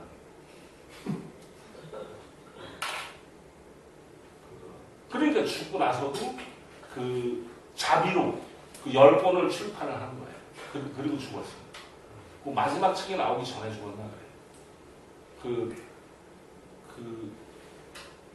15살 때 가르쳤던 그 왕 세자가 나중에 커서 왕이 되는데 그 동생의 아이, 그 조카예요. 이 사람이 가르쳤던 왕 세자의 조카, 33, 4년에. 6개월쯤 됐을 때, 뭐 돈벌이도 없고 아무것도 없고 남편도 죽었고 그러니까 그러니까 큰아빠죠, 큰아빠. 이 사람이 가르쳤던 왕세자가 큰아빠죠. 작은아버지의 아들, 그 조카를 그 왕비가 얘 봐줘라 하고 궁으로 데리고 왔어요. 생계 책임져줘라. 그거 하는 중에 그 궁전에서 전쟁문 그 3권 나왔을 때 제 일본에 머리말을 씁니다. 그리고 한 36년에 죽었나? 네, 클라우드는 31년에 죽고 부인은 37년에 죽었지 1800 그러니까 그때 죽었다 그래요. 그래서 뭐 이걸로 설명이 됐는지 모르겠어요. 네. 좋아요.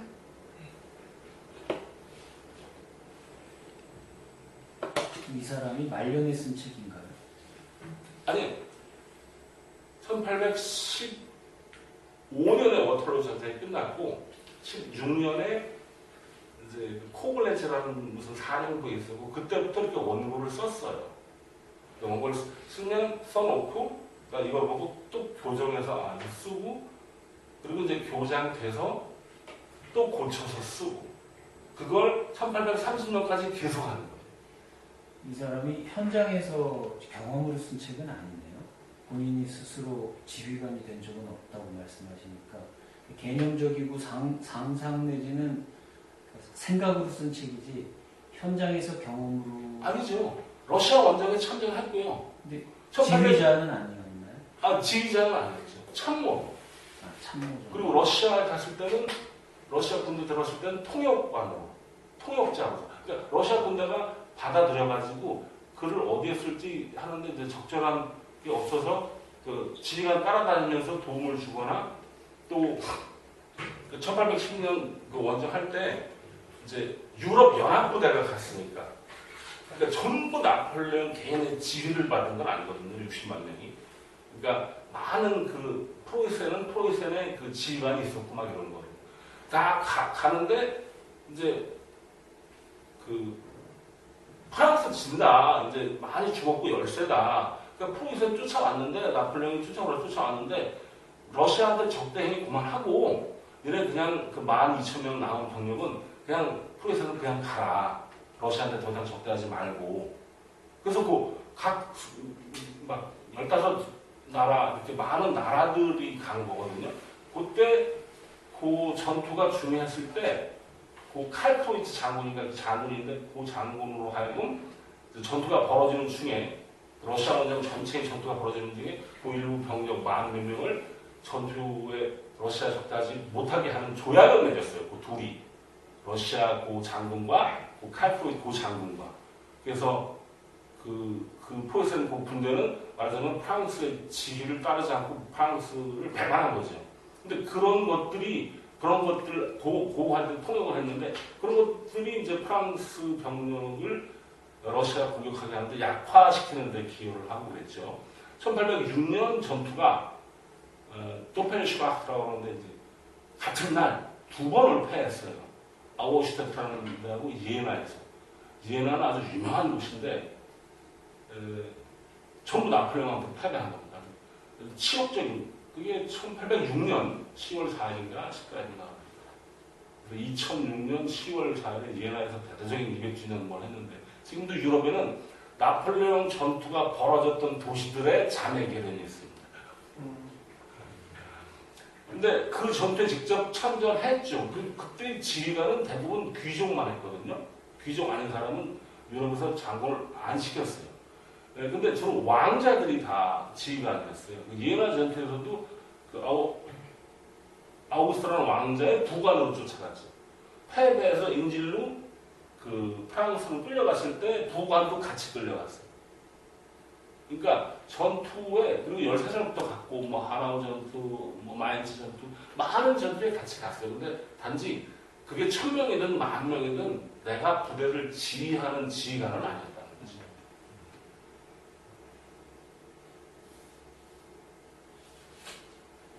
그러니까 머리로만 쓴 게 아니고 거의 경험에서 한 겁니다. 거의.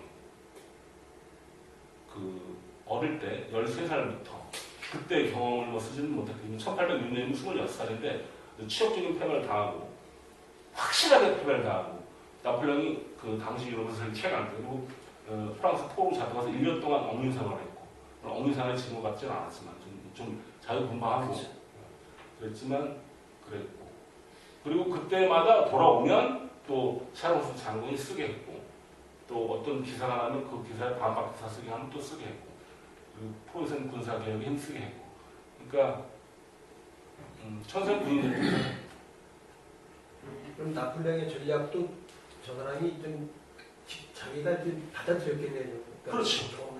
그걸 이론화한 게 전쟁물입니다. 네. 아니, 이 내용이 나폴레옹의 전략이라고요, 거의 다가? 프리드리시 대왕과 나폴레옹의 전쟁의 모습을 이론화하는 겁니다. 나폴레옹 전쟁의 이론화라고 볼 수 있어요. 뭐 프랑스는 왜 우리나라 사람은 왜 클라우디니치만큼 나폴레옹 전쟁을 이렇게 체계화해서 일어나지 못했냐라고 프랑스에서 자주 섞인 말을 하는 말이 있습니다. 패배한 자가 더 절실하니까 제대로 연구해서 써놓았을 수도 있었겠죠.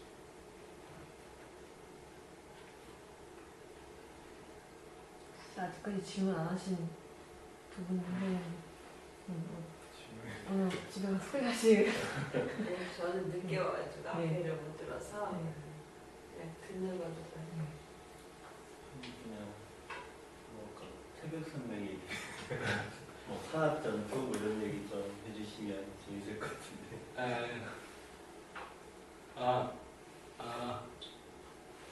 산에서는 길이 많지가 않죠.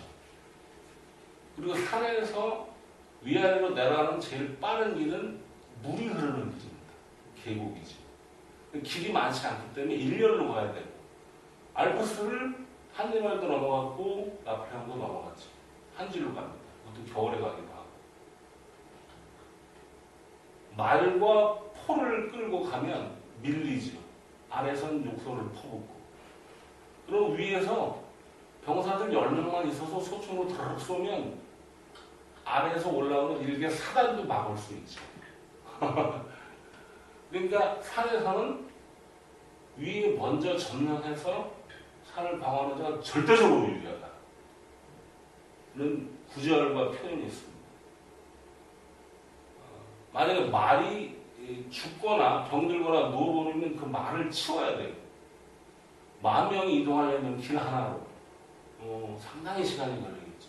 아마 그래서 산악전쟁을 본 적도 없는, 경험해본 적도 없는 사람들은 산에선 결정적인 전투는 부차적인 전투가 모든 전투에서 위에 먼저 산을 점령한 사람이 승리할 거다라고 하는데 헛소리다.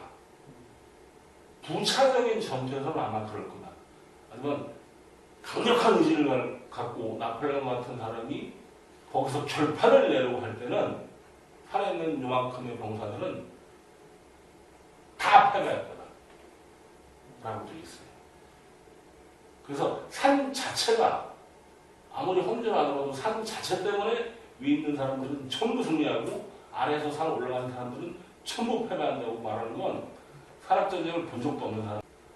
결판을 내려고 하는 결정적인 전투. 결전. 그게 영어로 decision이라고 되어 있더라고요. 독일어로 entscheiding인데 그 결정을 그 군사 용어로는 결전이라고 쓰더라고요. 영어 번역에는 decision이라고 되어 있습니다. 근데 그 결판을 내려고 하는 전쟁에서는 산 꼭대기에 있다는 게 절대로 유리하지 않다. 그거 읽으면 와, 그럼 후퇴가도 다 지리산 꼭대기 올라갔는데 그거 민주가 고립되는 거기도 하고 그리고 안에서 토벌대가 뭐 포격이고 뭐고 있는 대로 다 올라오니까 그 지리산 3개 도에 걸쳐 있는 그 넓은 산의 유리함이 다 사라지는구나 라고 느꼈습니다.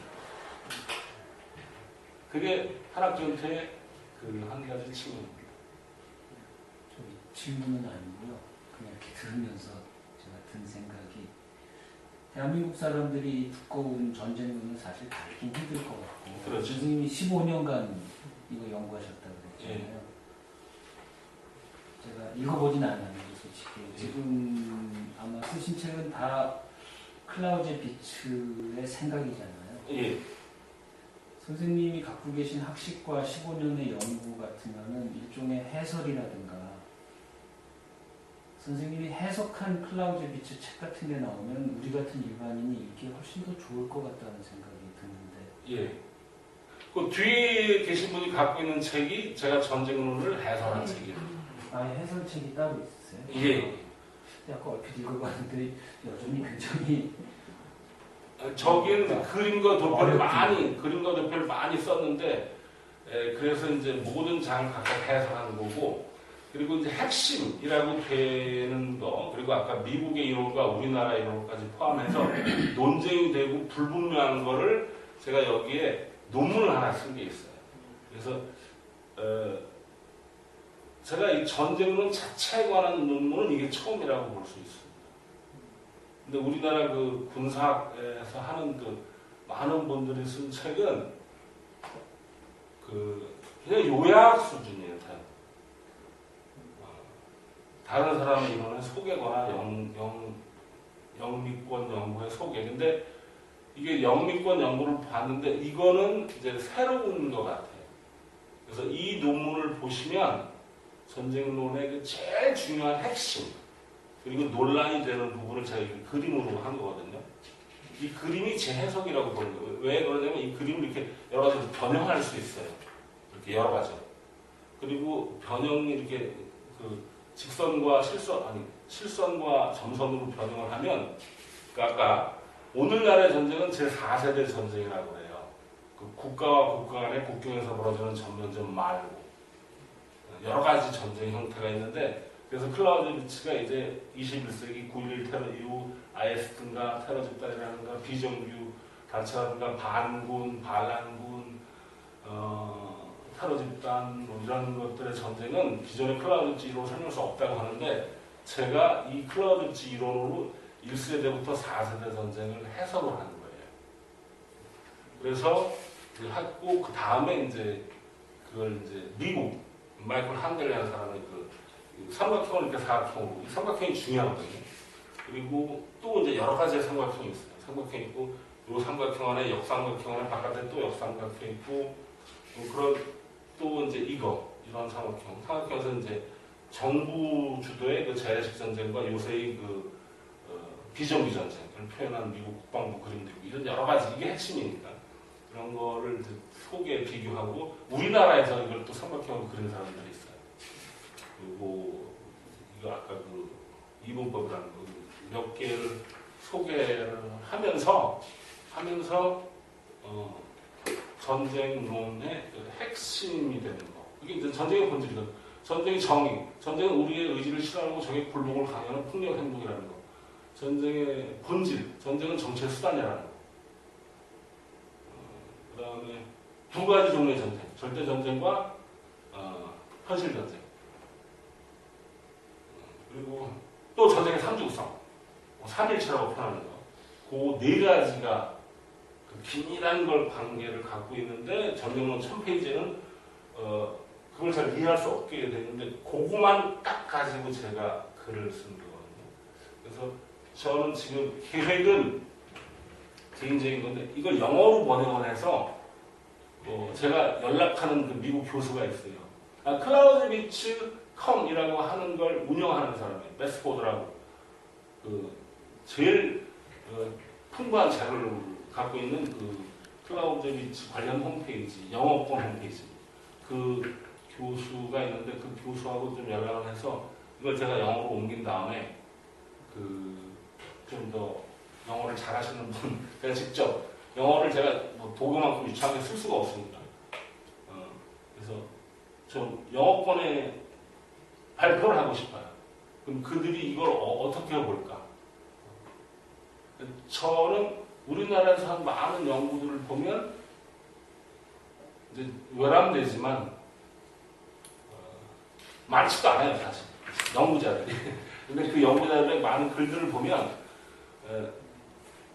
이 수준은 아니라고 봐요. 이거보다 높은 게 있거든요. 열심히 봤더니 그 사람 글이 아니고 외국 사람 글이에요.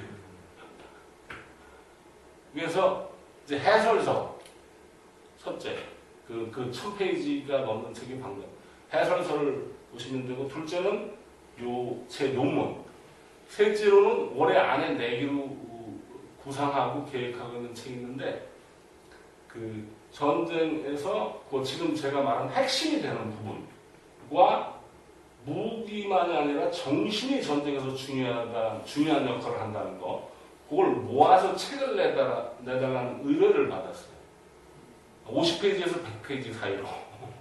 그래서 지금 그 핵심만 모은 책을 만들려고 하고 있습니다. 그거는 읽는데 일반 독자들도 부담이 좀 없을 거라고 생각합니다.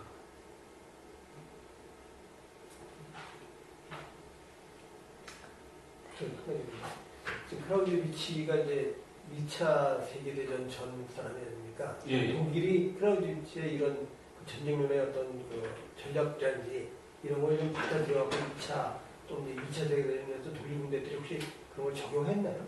적용해서 승리해서 유명해진 게 1870년 보불 전쟁이죠. 저는 고등학교 때 보불이 불은 뭔지 알겠더라고요. 불나면서. 근데 보는 진짜 모르겠더라고요. 그 최근 몇 년 전에 알게 됐어요. 보로사. 프로이센을 쓰는 중국 음역이 보로사. 왜? 네덜란드를 화랑. 사실 네덜란드가 아닙니다. 홀란드. 홀란드 주가 제일 경제적으로 부유한 지방인데 그 보로사에 보였더라고요. 프로이센 프랑스 전쟁이라고 하면 정확합니다. 그 때문에 그 프로이센의 전략을 써서 승리했다고 하는 전쟁은 그 1870년 전쟁. 그리고 그 1870년 전쟁에 승리해서 비로소 독일이 통일을 한 겁니다. 그 전까지 독일 땅에는 프로이센과 오스트리아 제외하고 300개에서 3000개의 크고 작은 나라가 있었다고 주장하는 사람들이 있어요. 영주들이 각각 자기의 영토를 갖고 있어요. 다 찢어진 나라가 있었지. 1870년에 통일을 했죠. 그리고 그 전쟁, 1차 대전은 오랜 진지전이었기 때문에 클라우디비치의 이름을 따랐는지 말하기 어렵고 그리고 또 전쟁이 정치의 수단이라는 거 라고 봤을 때는 1870년에 전쟁이 끝나고 나서 프로이센이 과도한 행동을 했다. 프랑스를 너무 모욕하는 행동을 했다. 그 정치의 수단으로서의 전쟁을 쓰기만 하면 되지 그 강한 반발을 불러오는 과도한 행동을 해서 그 복수심을 갖고 있다가 나중에 그 화를 당했다고 하는 사람도 있습니다. 아마 1831년에 죽었으니까 1870년, 71년에 프랑스 프로이센 전쟁까지는 프로이센의 영향이 있다고 할 수 있지만 그 이후는 1차, 2차 대전 물론 베트남 전쟁 그리고 또 모택동의 대장정은 아주 프로이센, 클라우디비치 이론으로 아주 잘 설명할 수 있습니다. 하지만 그거는 이제 연구자들이 설명하는 거고 클라우디비치의 영향력인지는 이제 모택동은 클라우제비치를 전쟁으로 번역하기도 했고, 일어 번역을 중국어로, 독일어를 읽은 건 아니라고 합니다. 그리고 클라우제비치보다 더 훌륭한 클라우제비치라고, 제일 일관되고 철저한 클라우제비치라고, 클라우제비치를 다 뒤집어서 자기 나름대로 독창적으로 해석해서 그 대륙을 통일했으니까 모택동만한 전략가는 없죠. 그래서 이제 클라우제비치가 1871년 프로센 전쟁에서 승리하면서부터 이제 독일에서 막 띄우고, 그래서 그때부터 유명해지기 시작했습니다. 그 1870년, 70년 전쟁은 사실 파리 코뮌이 일어났던 그 전쟁이기도 합니다. 저는 이제 마지막 질문. 예. 지금 남북미도 결국은 뭐 정치와 전쟁의 그 사이 어딘가에 있다고 봤을 때 예. 이런 연구를 많이 하시는 분으로서 어떻게 갈 것 같으세요? 북한 빼고 한국의 정치는 워낙 예측 불가능한 게 많다고 하기 때문에 뭐라고 할 수 없지만, 지난 10년의 변화하고 촛불 전후, 촛불부터 지금까지 변화를 볼 때 좀 더 전쟁의 위협, 위기 이런 것이 줄어들고 협력이 강화되는 바람직한 방향으로 가지 않을까, 그 정도만 생각하고 있습니다. 북한의 핵이나 미국과 뭐 이런 거는 이제 결국 평화조약을 맺어야 되는데 아직 지금 맺지 않았으니까 둘은 적대국가 관계겠죠, 국제법상. 그러니까 정전 협약도 하고, 정전 협약이라는 건 중요한 건 아니지만 상징적으로 종전 말씀하시죠? 네, 종전 협정을 맺어서 사인하는 거. 그리고 제일 중요한 건 평화협정이죠. 평화협정을 맺어서 사인하고 대사관계가 성립되고 그렇게 될 거라고 봅니다. 트럼프의 이해관계든 북한도 그렇고, 지금 최근에 북한 벌써 이미 오래전부터 컨설팅 회사라든가 개인 기업 연구소 차원에서 북한에 들어가서 어떻게 하는지를 벌써 몇 년 전부터 연구하고 있었어요. 근데 상당히 구체적이더라고요. 그리고 실상을 정확하게 보이는데, 예를 들면 전기와 에너지가 있어야 되는데 지금 남한의 4% 수준입니다. 그냥 산을 보면 제일 쉽게 알 수 있어. 산. 그냥 민둥산이죠. 그거는 연료를 나무로 해서 그래요. 그 민둥산 같은 산을 어디서 남한은 볼 수 있냐면, 한국전쟁 끝나고 53년에 한국 사진을 보면 민둥산이에요. 우리가 그렇게 하고, 박정희가 국제적으로 제일 잘한 거 인정받는 게 있어요. 그린벨트, 사라제약. 또 하나 있는데 기억이 안 나고. 그린벨트 사실 독재입니다. 개인의 그 재산권 행사를 못하게 한 거거든요. 근데 필요했어요. 그래서 그거 한 다음에 연탄 떼고, 그 다음에 석유 떼고, 지금 가스 떼서 30년, 50년 이렇게 되니까 지금 다 풀었잖아요. 북한은 지금 아무 데나 찍어도 민둥산이잖아요. 나무를 연료로 떼고 있죠. 1인당 비행기 조종사가 1년에 4시간 조종을 못한다. 4시간밖에 못한다는 기사를 본 게 30년 전입니다. 비행기가 우리나라에 왔다고 느닷없이 막 사인을 올렸을 때 그 비행기 시속이 130km였습니다. 내 자동차하고 비슷해요. 경제적으로 그 정도입니다. 그렇기 때문에 핵은 개발하는데 돈이 많이 들고 반드시 실험을 해야 돼요. 딱 하나 갖고 있으면 국제 정책 위상이 달라지죠. 그래서 막다른 골목에 빠진 나라가 선택하는 거죠. 이제 정권이 지금 많이 바뀌었으니까 하자.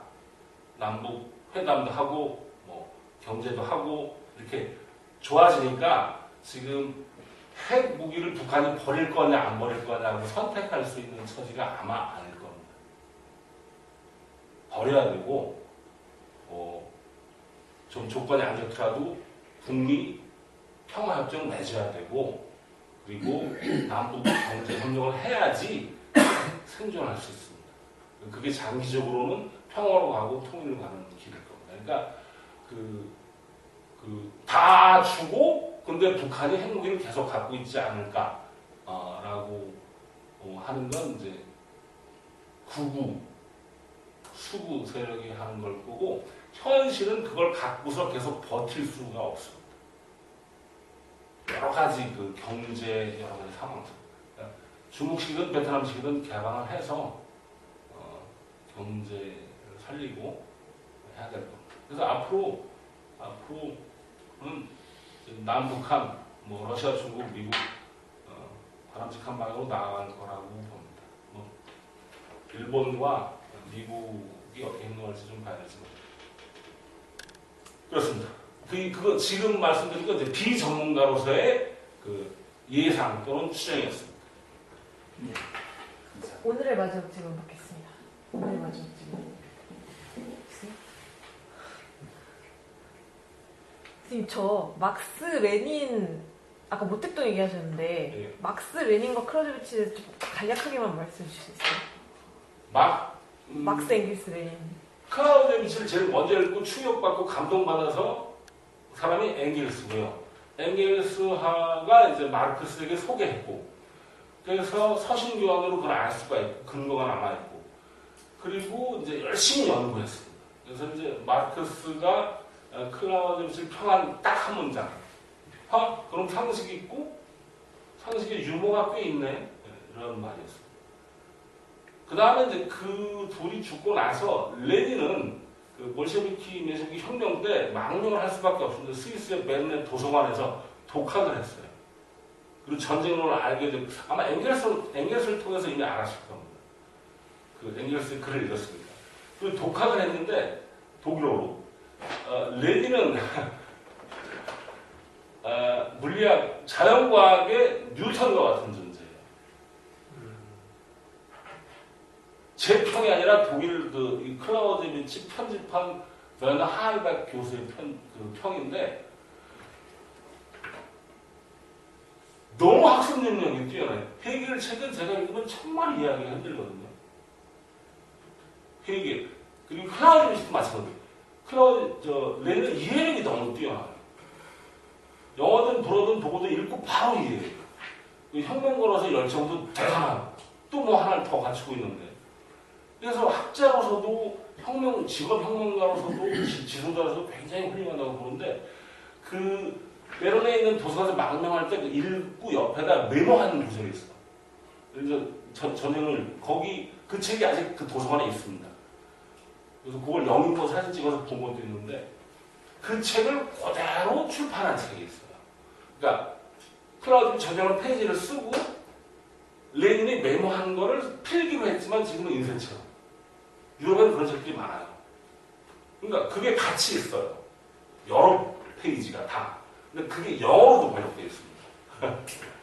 레닌이 쓴 러시아 말도 있고 독일어로 번역한 건 제가 레닌이 굉장히 많이 제대로 이해해서 미국 전쟁의 정치의 수단이나 핵심을 제대로 이해해서 그걸 가지고 그 제국주의 전쟁을 뭐 내전을 뭐 전화하자 해서 이제 그 러시아 혁명을 성공시켰다는 말이 있고 그 모택동은 클라우제비치 이걸 그냥 그대로는 아니고 어느 정도 따라서 이해한 사람이 레닌이라면 모택동은 노동자로 혁명을 할 수가 없고 중국의 그 바탕이 다르고 대륙이고 많은 나라들이 전쟁하고 있고 여러 나라가 뜯어먹으려고 하고 있고 국민당과 전쟁을 하고 식민 해방전쟁도 해야 되고 이런 상황에서 다 뒤집어 엎었죠.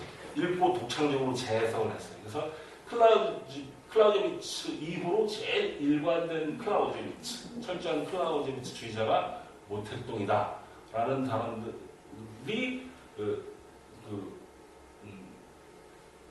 프랑스, 독일권 그리고 일부 영어권 사람들의 공통된 주장입니다. 감사합니다. 네.